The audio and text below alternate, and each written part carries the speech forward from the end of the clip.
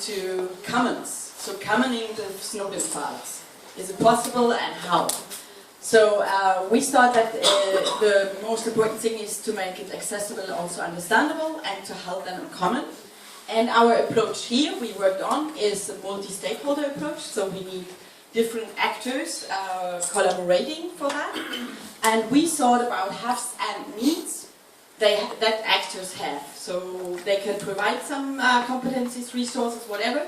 What do they also need in terms of the files and in terms of the communication between the actors? And we had a test case, an example we could think about or we could use for our work, and this is the portable Snowden surveillance archive. Some of our participants, our group member, offered that, and he will show us now what exactly it is.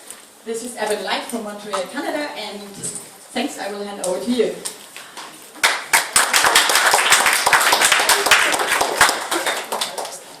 Hi, I'm Evan. I'm a privacy researcher from the Mobile Media Lab in Montreal.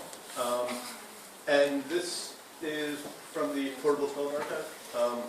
The web server that's inside that black suitcase there.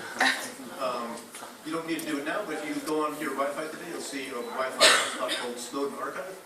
And if you connect to it and go to any website at all, preferably nsa.gov, you'll get to an archive of all of the published Snowden documents. I did this project to sort of address some of the ironies that come out in the Snowden leaks. Part of it being that when you do research on surveillance, you're often being surveilled doing that research. And so I wanted to create a standalone, autonomous archive so people could do this research without being watched. It runs on a Raspberry Pi, a tiny microcomputer that costs very little money. This is it. So with one of these and a little bit of other hardware, maybe 80 euros a year, you can have your very own archive. In the next month or two, I'll put up a web page and you can download an image and burn it onto a little card, just like burning a DVD or a CD-ROM. Buy a Raspberry Pi and boot it up and you can have your own archive. Maria has brought up some of the files. Maybe she can tell us what she's found in the last few minutes of looking through the archive. What fun things have you found today? Image of Bin Laden, for example, was exciting. That was here, if I remember. I can try to put it again.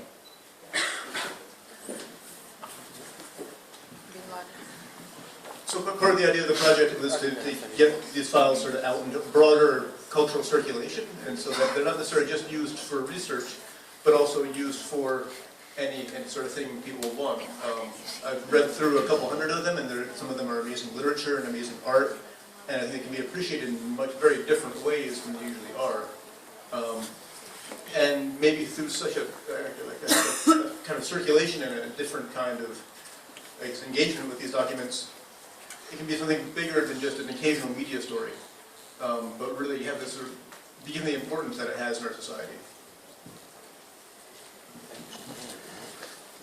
Thank you, Evan. So, and our working groups, we have different ones. We need that. 3 or 4, let's say. One was working on the journalism media as an actor. Then one was working on activism / artistic intervention. And the other one on libraries and academia. Academia just a bit.